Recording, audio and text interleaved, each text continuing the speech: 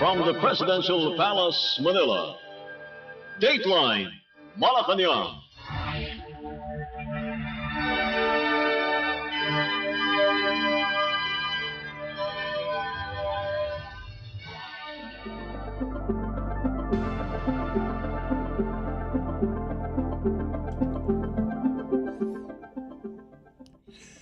Good day.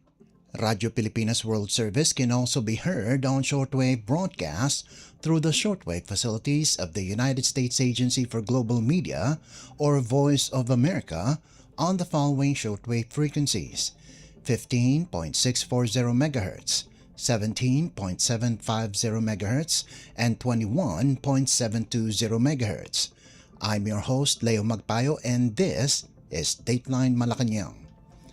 Philippine President Ferdinand R. Marcos Jr. arrived in Kazan, Russia on Wednesday, designating a three-man caretaker team to ensure continuous government operations while he is overseas.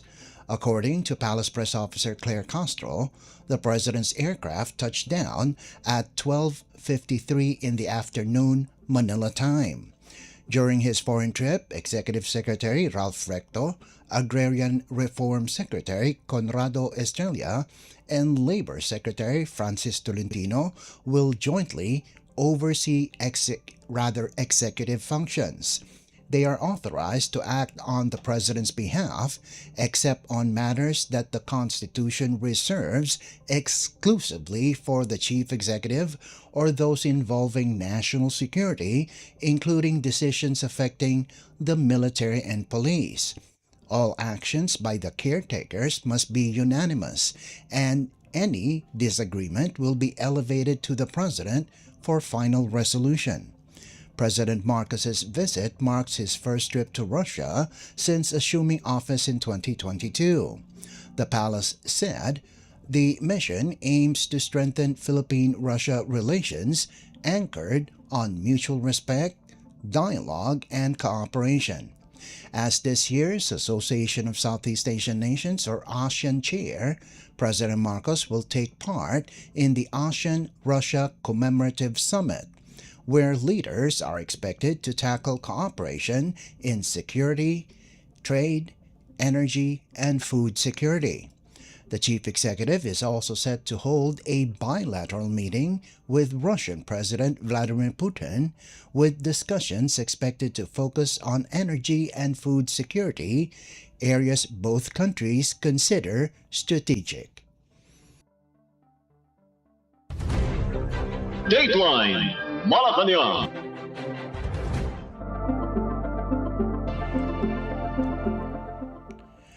Philippine President Ferdinand R. Marcos Jr. and Russian President Vladimir Putin on Wednesday discussed expanding cooperation in food and energy security as both nations marked 50 years of diplomatic relations. The two leaders met in Kazan on the sidelines of the Association of Southeast Asian Nations or ASEAN Russia Commemorative Summit, where President Marcos is participating as ASEAN chair.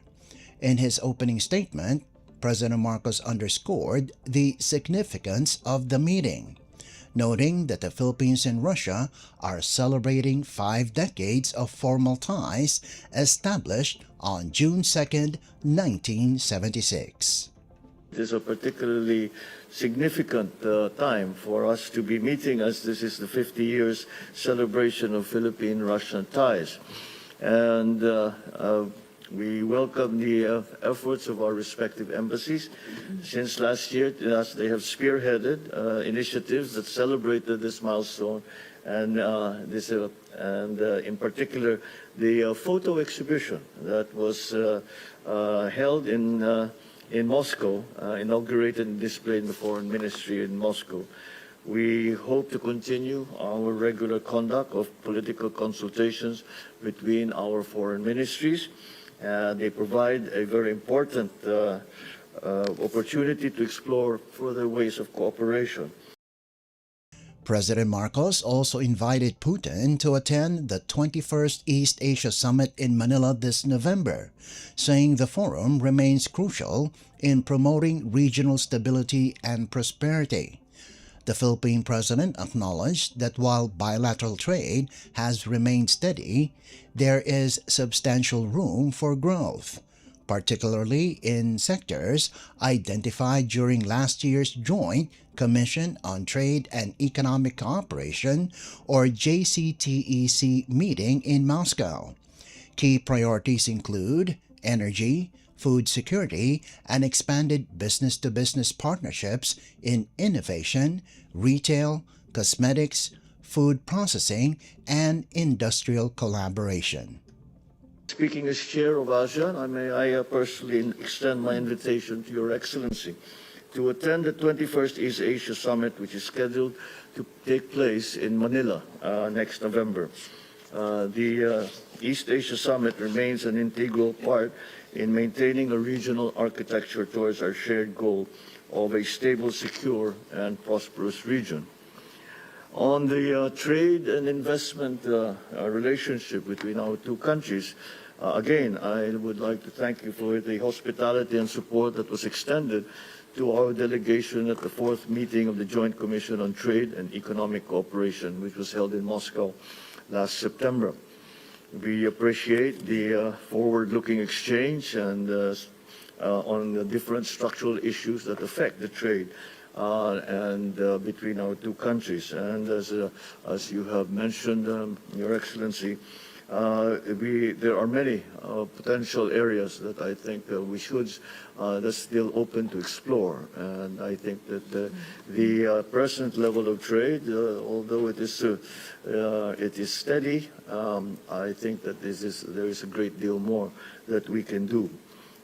We note that during the JCTEC meeting held in Moscow, energy and food security emerged as one of the mutual priorities of both our countries. And that is why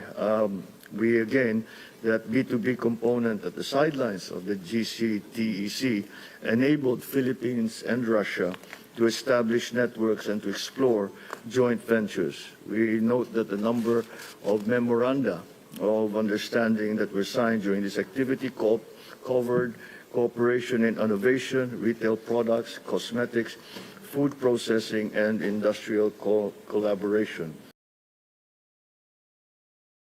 Putin, for his part, highlighted the good traditions of mutual respect that have shaped Philippine-Russia relations over the past 5 decades. He noted that bilateral trade exceeded $500 million last year and said there is strong potential to further increase exchanges, especially in agriculture and energy resources. The Russian leader also congratulated Filipinos on the 128th anniversary of Philippine independence and recalled the historic 1976 visit of former President Ferdinand E. Marcos Sr., which paved the way for the establishment of diplomatic ties. The meeting comes as ASEAN and Russia commemorate 35 years of dialogue relations, with leaders expected to tackle cooperation in trade, security, science and technology, food and energy security, and broader regional development.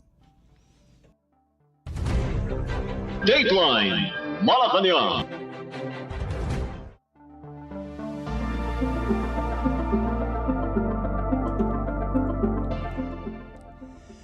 The Philippines is now looking at Russia as a potential partner in its ongoing study on the use of small modular nuclear reactors, or SMRs, to help meet the country's long-term energy needs. Philippine Ambassador to Russia Igor Bailen made the disclosure in an interview with Palace Press Officer Undersecretary Claire Castro in Kazan, where President Ferdinand R. Marcos Jr. is attending the Association of Southeast Asian Nations, or ASEAN, Russia Commemorative Summit. The president is also set to raise food and energy security issues in his bilateral meeting with Russian President Vladimir Putin. Bailen explained that while the Philippines has not yet adopted nuclear power, the government is actively studying its potential role in the country's energy mix. He said small modular reactors are emerging as the more viable option, and Russia is among the countries with advanced capabilities in this field, including the world's first floating nuclear power plant. Bailan noted that the United States also has the technology but has not yet begun operating such facilities. He said the Department of Energy, or DOE, is conducting a thorough review based on International Atomic Energy Agency, or IAEA standards, including safety requirements, operating conditions, and a full cost-benefit analysis. He emphasized that the Philippines' geography, one of the world's largest archipelagos, makes electricity expensive and energy transport difficult, making alternative power sources worth exploring. Other countries such as China, Japan, Canada, and France are also studying SMR technology. According to Bailen, these reactors are typically mounted on barges and use seawater as a cooling system, making them suitable for island nations. When asked about possible repercussions if the Philippines imports oil from Russia, Bailen said, current U.S. sanctions allow exemptions for countries that need to secure their energy supply. He explained that Washington issued a moratorium on certain sanctions in light of the Middle East crisis, and the Philippines is among the countries covered. The ambassador expressed optimism that Russia is ready to support ASEAN nations, including the Philippines, not only in oil supply but in broader energy cooperation. He added that Manila continues to coordinate with partners, including the United States, to ensure that any future oil imports do not trigger sanctions or economic complications. Bailen said the Philippines is keeping all options open as it works to secure affordable, stable, and long-term energy sources for the country. Sa ating energy mix, ang Pilipinas ay hindi pa gumagamit ng nuclear energy. Of course, sa pinag-aaralan natin, ang paggamit ng nuclear energy, sa panahong ngayon, ang nuclear energy ay mas mainam yung small nuclear modular reactors. Ang bansang Russia ay may kakayahan dyan dahil I think sila yung kauna-unahan sa mundo na merong floating nuclear power plant nasa may North Far East, sa may Chukotka, malapit yan sa Alaska. Ang pagkakaalam ko ay ang Amerika, meron din silang kakayahan dyan, pero hindi pa po yata nagsisimula. So pinag-aaralan po ng Department of Energy in accordance with the standard set by the International Atomic Energy Agency in Vienna, yung mga standards, conditions, and cost-benefit analysis, yung paggamit ng nuclear energy. Kasi alam naman po natin, we are one of the biggest archipelagos in the world. Mahal ang kuryente sa Pilipinas, mahirap ang pagtransport ng kuryente sa iba't ibang isla. So isang solution po na pinag-aaralan ng ating Department of Energy, ito ang tinatawag na small modular reactor. At may mga bansa, hindi lang ang Russia, hindi lang ang Amerika, kundi sa palagay ko, China, Japan, Canada, France, na nag-aaral sa posibilidad.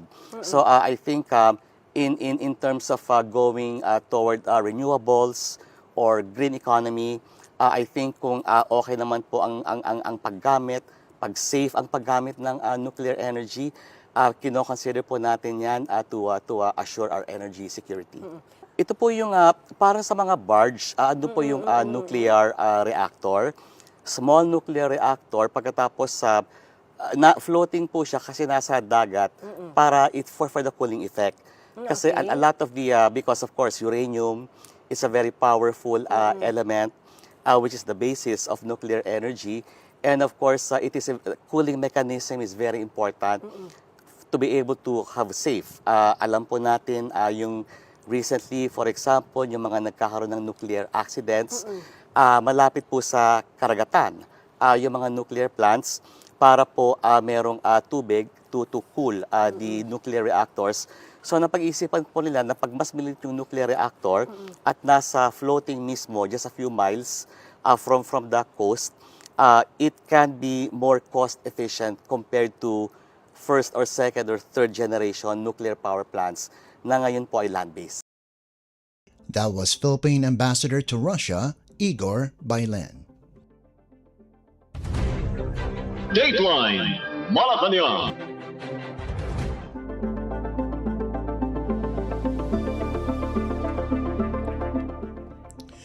Malacanang is pushing back against allegations that the Marcos Jr. administration is using the International Criminal Court or ICC as a political weapon against its critics.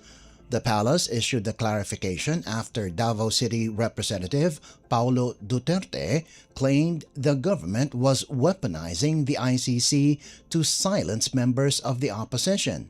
Duterte said he had received information from a highly reliable source about an alleged ICC arrest warrant for Senator Christopher Lawrence Bongo, a longtime aide of former President Rodrigo Duterte, who is currently detained at the ICC facility in The Hague for alleged crimes against humanity linked to the drug war.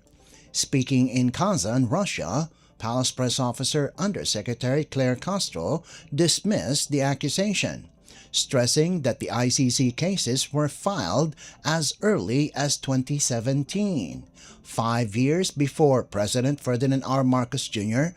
assumed office. Castro also pointed out that under Republic Act or RA 9851, the Philippines may surrender or extradite individuals to an international court in accordance with existing laws and treaties. She lamented that the issue is repeatedly being used to sow division among Filipinos and to shift the conversation toward political narratives. Castro noted that the public has already seen how ICC warrants are being implemented, citing efforts to serve a similar warrant on Senator Ronald Bato de la Rosa, who led the police force during the height of the anti-drug campaign. She added that operational matters related to the enforcement of ICC warrants are best addressed by the Department of Justice or DOJ, which oversees coordination with law enforcement agencies. Malacanang maintains that the administration is simply following legal processes, not engaging in political retaliation. Dateline Malacanang.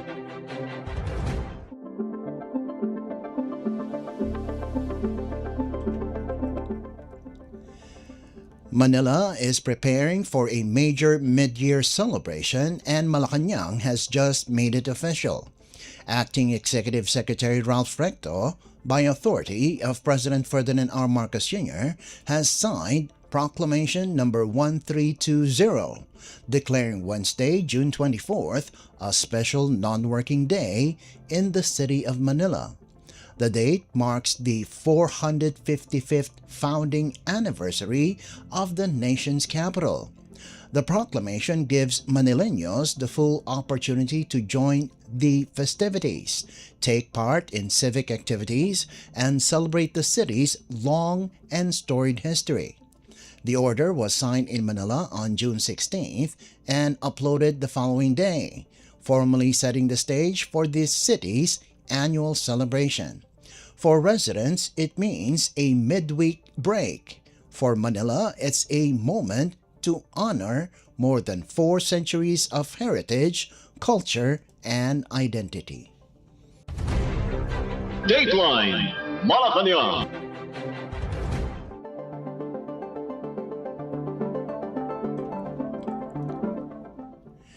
Meanwhile, across the country, several provinces, cities, and municipalities are preparing for a wave of local celebrations, and Malacanang is making sure residents can take part.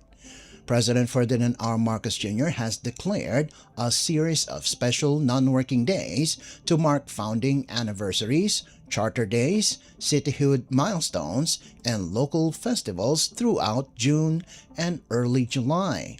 The proclamations, all signed on June 10th by Executive Secretary Ralph Recto, give communities the day off to honor their history and celebrate their cultural identity.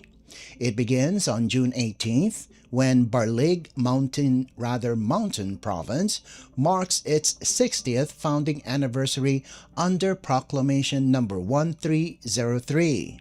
On June 20th, celebrations expand to Lipa City in Batangas Province, which commemorates its 79th cityhood anniversary under Proclamation No. 1304, and Ginayangan, Quezon, which observes its founding day through Proclamation No. 1305.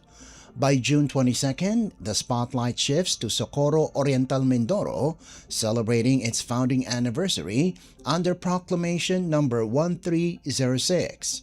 The following day, June 23rd, Batac City, Ilocos Norte, marks its 19th charter anniversary through Proclamation No. 1307. A busy June 24 brings two major festivities: the Bagat Dagat Festival in Masbate under Proclamation No. 1308 and the founding anniversary of Caba La Union under Proclamation No. 1309. On June 25th, the celebrations continue in the north, with Calanasan Apayao and Sabangan Mountain Province marking their founding anniversaries through proclamations No. 1310 and 1311. The series of holidays extends into July 1st, when 6 localities celebrate simultaneously. In Maramag, Bukidnon, through Proclamation No. 1312, the 70th founding anniversary. San Carlos City, Negros Occidental, their charter anniversary through Proclamation No. 1313. In Pangantucan, Bukidnon, their founding anniversary through Proclamation No. 1314. Magsaysay in Misamis Oriental, also their founding anniversary through Proclamation No. 1315. Kibawe, Bukidnon, founding anniversary through Proclamation No. 1316, and in Dipolog City in Zamboanga del Norte, their founding anniversary through Proclamation No. 1317. Malacanang said these special days ensure that communities can fully participate in their local traditions, from civic ceremonies and cultural performances to festivals that highlight the rich diversity of the regions. Dateline Malacanang.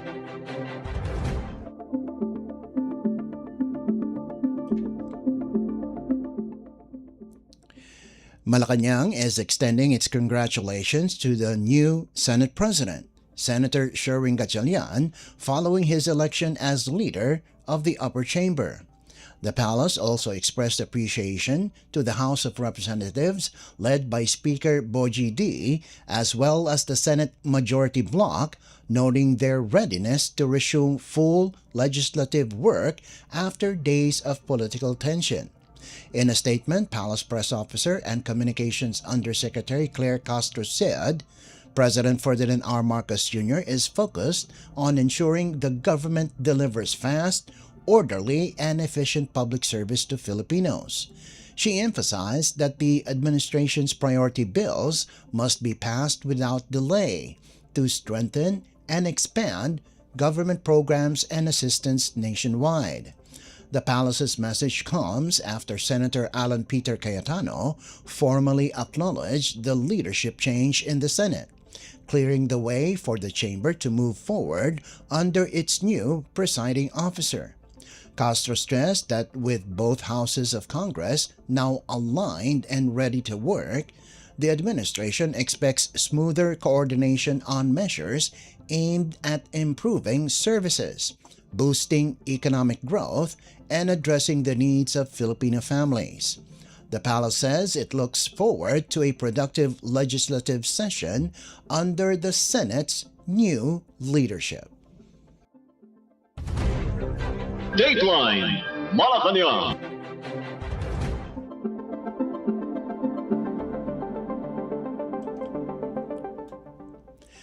Executive Secretary Ralph Recto is assuring the public that the national government is moving at full speed to fast-track the release of emergency aid and recovery funds for communities hit by the powerful earthquake in Mindanao. Recto said the entire government machinery is now mobilized, working around the clock to deliver assistance to families affected by the magnitude 7.8 quake. He stressed that President Ferdinand R. Marcos Jr. has issued a clear directive: provide additional support immediately and help residents get back on their feet as quickly as possible. According to Recto, the President's priority is not only the rapid distribution of relief goods and financial aid, but also the restoration of essential services, the repair of damaged infrastructure, and the long-term recovery of devastated communities. He noted that restoring electricity, water supply, communications, transportation routes, and public facilities is critical to stabilizing daily life in the hardest hit areas. Recto also welcomed a newly filed Senate resolution calling for sufficient funding and resources for earthquake-affected communities. A move, he says, aligns with the administration's ongoing efforts and demonstrates strong legislative support for Mindanao's recovery. The executive secretary added that with both the executive and legislative branches pushing in the same direction, the government is in a stronger position to accelerate relief, rehabilitation, and rebuilding programs for thousands of displaced families. Dateline Malacanang.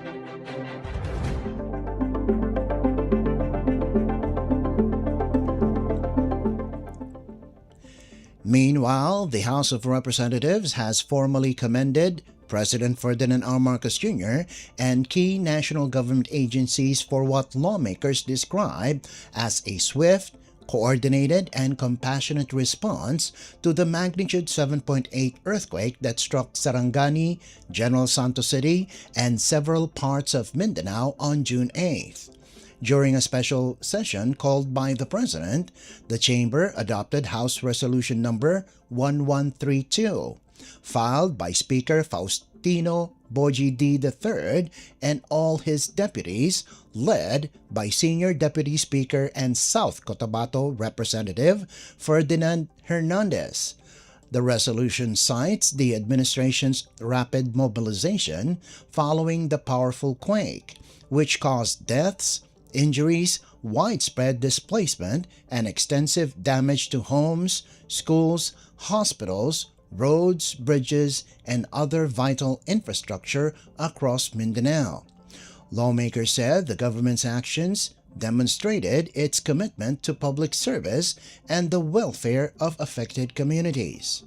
The House also recognized the work of frontline agencies including the National Disaster Risk Reduction and Management Council, or NDRRMC, Department of Social Welfare and Development, Department of Health, Department of Public Works and Highways, Department of Energy, Philippine Charity Sweepstakes Office or PCSO, Armed Forces of the Philippines or AFP, Philippine National Police, Department of Information Communications Technology, and telecommunications providers whose coordinated efforts delivered emergency relief, medical aid, connectivity, electricity and fuel support, road clearing operations, infrastructure restoration, and rapid damage assessments.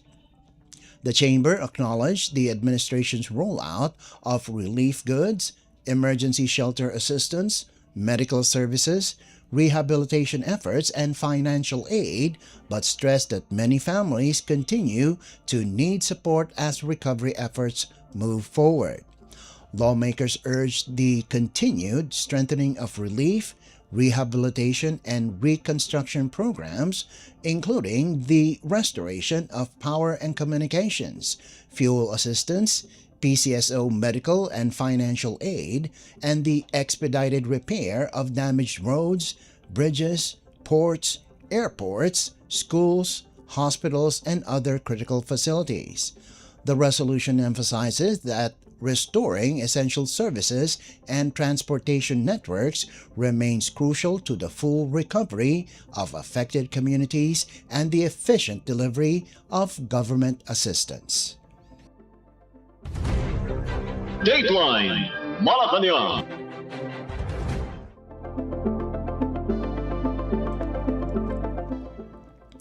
In other developments, the National Task Force for the West Philippine Sea, or NTF-WPS, has confirmed that the Chinese floating platform earlier spotted inside the lagoon of Bajo de Masinloc has been removed.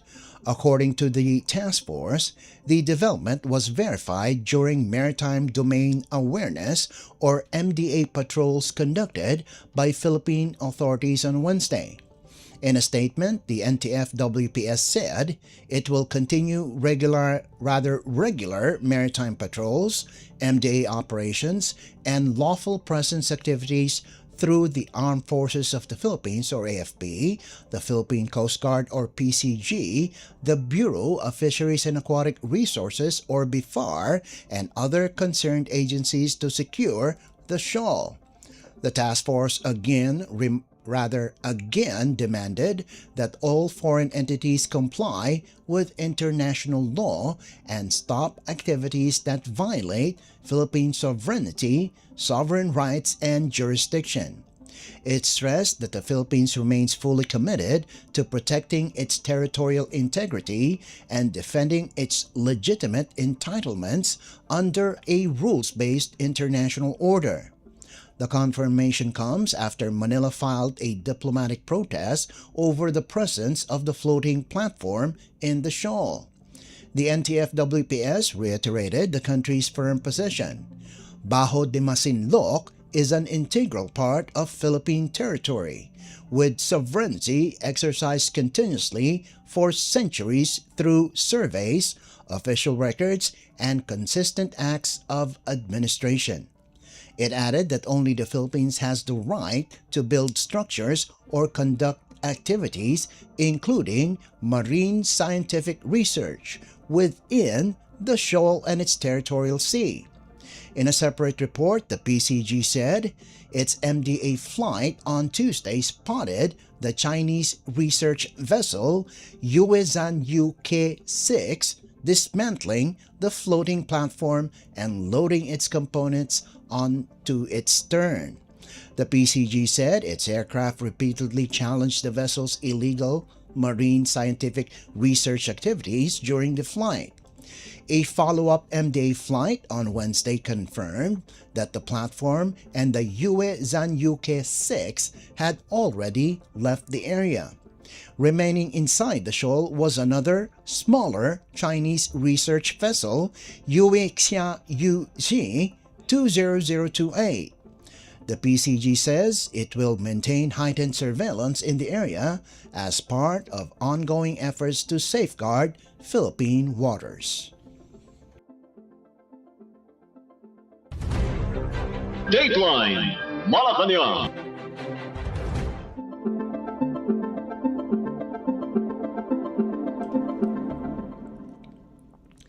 In other news, the Commission on Appointments, or CA, moved swiftly Wednesday to clear long-pending promotions in the military and foreign service, confirming 5 Armed Forces of the Philippines, or AFP, generals and flag officers, along with 85 Department of Foreign Affairs, or DFA, officials during a special session convened to act on urgent matters.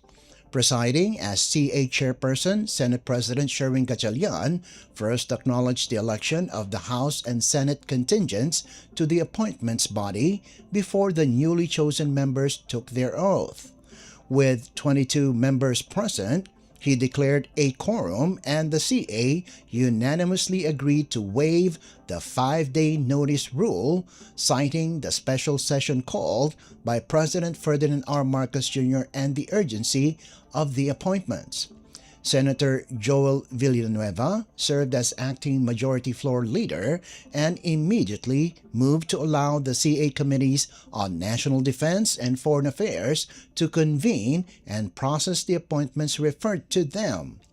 Butuan Representative Jose Aquino II, who heads the CA Committee on National Defense, stressed that the military officers awaiting confirmation had been left in limbo through no fault of their own. After brief deliberations, the CA confirmed the ad interim appointments of the 5 AFP generals and flag officers, with members commending their decades of service in conflict areas, disaster response operations, and key leadership roles. The body likewise approved the nominations and ad interim appointments of 85 DFA officials, including chiefs of mission, career ministers, and foreign service officers. Senator Panfilo Lacson, chair of the CA Committee on Foreign Affairs, said the diplomats deserve prompt action, noting their long careers devoted to advancing Philippine interests overseas. The CA also granted the DFA's request to waive the personal appearance of 63 officials who are currently posted abroad on official travel or performing essential consular and diplomatic duties. The CA Secretariat reported no oppositions filed against any of the nominees. Members from both the majority and minority blocs expressed full support for the confirmations, saying the appointments will strengthen national defense leadership and bolster the country's foreign service corps. Dateline Malacanang.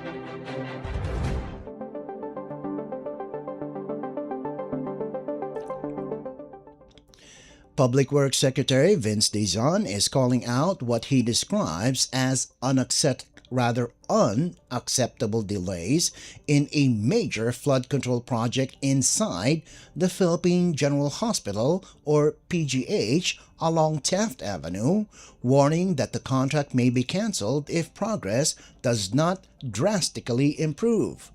During an inspection Wednesday, Dizon revealed the project is only 16% complete, despite being underway since December of 2024 and scheduled for completion by June 15, 2026.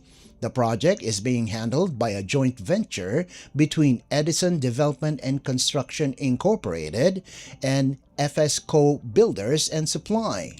Inspectors also noted that the contractor is linked to a friend of the sister of fugitive former ACO Bicol Representative Zaldico. Dizon emphasized that PGH's importance to the public leaves no room for substandard performance. Aside from the flood control works, Dizon also inspected other unfinished infrastructure projects within the hospital as part of a broader push to address deficiencies in public health facilities. Dateline Malacanang.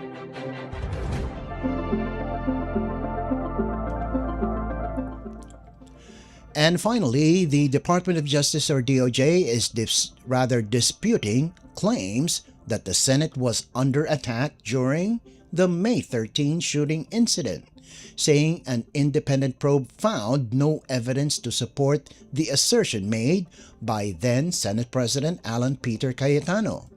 Justice Secretary Frederick Vida announced Wednesday that a special panel of prosecutors completed its initial review of the tensions that erupted as Senator Ronald Bato de la Rosa, who is facing an International Criminal Court or ICC arrest warrant, remained inside the Senate compound.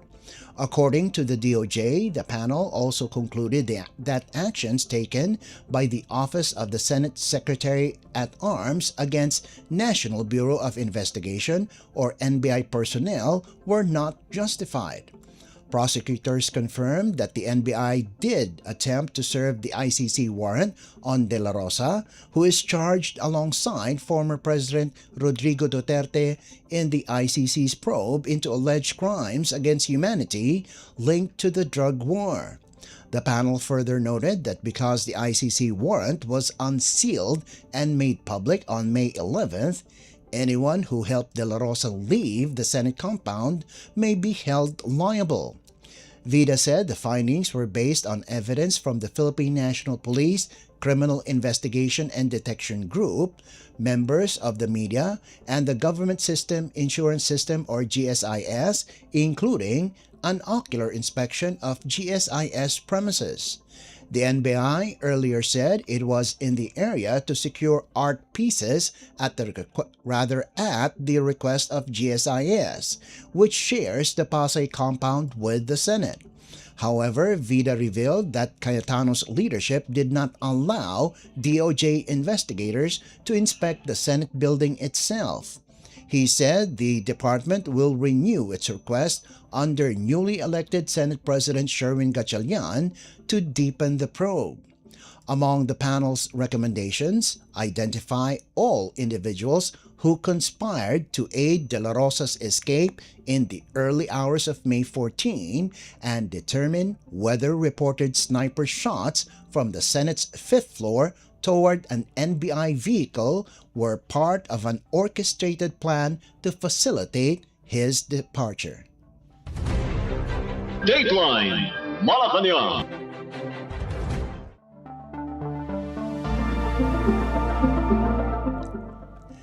Before we conclude our program, Radyo Pilipinas World Service of the Presidential Broadcast Service can be heard over the following shortwave frequencies: 15.640 MHz, 17.750 MHz, and 21.720 MHz. Radyo Pilipinas World Service is also live on audio streaming. Just download Evox PBS Receiver on your Google Play Store or the App Store from your Apple phone. You can also visit our Facebook page and YouTube channel. Just type in and search for Radyo Pilipinas World Service. Kindly subscribe, like, and share our posts as well. And that concludes this edition of Dateline Malacanang. For Radyo Pilipinas World Service, this is Leo Magpayo. Good day and stay safe. From the Presidential Palace, Manila, Dateline Malacanang.